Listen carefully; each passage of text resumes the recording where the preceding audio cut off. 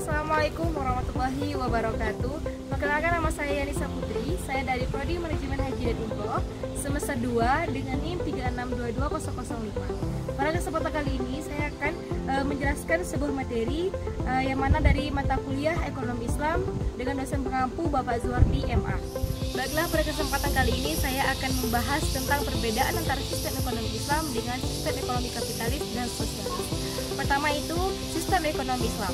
Sistem ekonomi Islam menurut Gregory Glassman pada tahun 1984, yang mana sistem ekonomi Islam adalah sekumpulan komponen-komponen atau unsur-unsur yang terdiri dari unit-unit dan agen-agen ekonomi serta lembaga-lembaga ekonomi.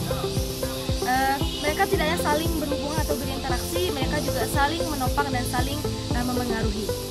Adapun dari sistem ekonomi Islam ini mempunyai dua, yaitu kekurangan dan kelebihannya. Pertama itu kelebihan dari sistem ekonomi Islam adalah yang pertama, ekonomi Islam ini bersumber dari wahyu, bukan dari pemikiran manusia biasa saja.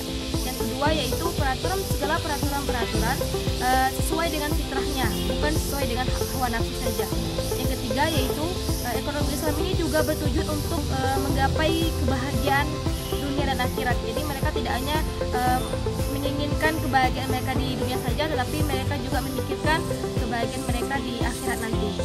Adapun kekurangan dari sistem ekonomi Islam ini adalah rendahnya literasi masyarakat tentang ekonomi syariah ini, yaitu tentang masyarakat ini kekurangan ilmu pengetahuan tentang ekonomi Islam ini, karena mungkin mereka lebih mengetahui tentang ekonomi konvensional yang daripada ekonomi syariah atau ekonomi Islam ini.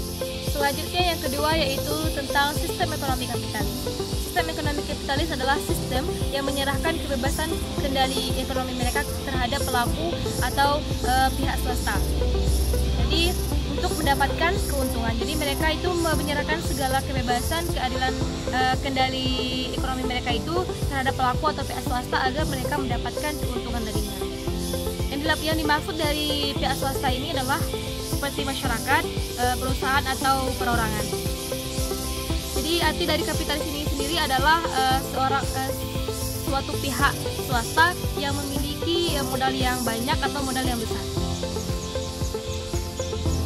Dalam sistem ekonomi kapitalis ini juga memiliki kelebihan dan kekurangannya. Pertama itu kelebihan dari sistem ekonomi kapitalis, yang pertama yaitu setiap individu memiliki hak atau kebebasan untuk memiliki kekayaan dan sumber daya produksi pribadi. Jadi dalam hal ini mereka mempunyai potensi untuk memiliki kekayaan yang tidak ada batasnya. Yang kedua yaitu kebebasan ini membuat pembentukan harga yang ditentukan oleh mekanisme pasar, sehingga tindakannya selalu berdasarkan kepada mekanisme pasar, sehingga menjadikan pasar persaingan yang sempurna. Jadi dalam sistem ekonomi Islam ini juga memiliki kekurangannya, yaitu yang pertama penumpukan harta dan distribusi kekayaan yang tidak merata. Yang kedua yaitu monopoli dan persaingan bebas. Yang ketiga itu individualisme, dan yang keempat adalah perselisihan antara kelas ekonomi. Kemudian yang ketiga adalah sistem ekonomi sosialis. Sistem ekonomi sosialis adalah sistem ekonomi dengan pemerintah suatu negara yang menjadi pusat kendali dalam negaranya. Berarti sistem ekonomi sosialis ini mengatakan bahwa pemerintah itu mempunyai kekuasaan yang penuh atas segala kegiatan-kegiatan ekonomi yang ada pada negaranya. Ekonomi sosialis ini juga memiliki kekurangan dan kelebihannya. Pertama itu kelebihan dari sistem ekonomi sosialis ini, yang pertama adalah setiap kegiatan-kegiatan ekonomi itu dikendalikan oleh pemerintah. Yang kedua adalah minimnya kesenjangan kekurangan sistem ekonomi sosialis ini.